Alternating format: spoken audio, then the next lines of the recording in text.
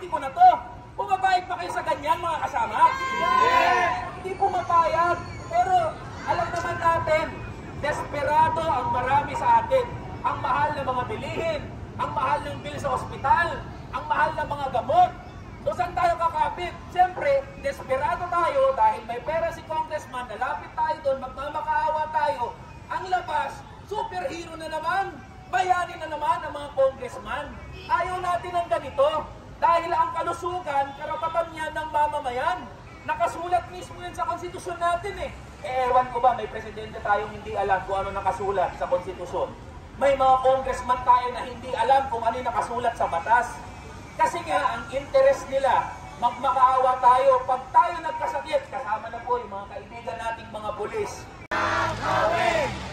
Mga kasama, sabi kahapon ni Congressman Suarez na Quezon, yung akap daw na 26 billion, hindi naman daw ginagamit sa pamumulitika.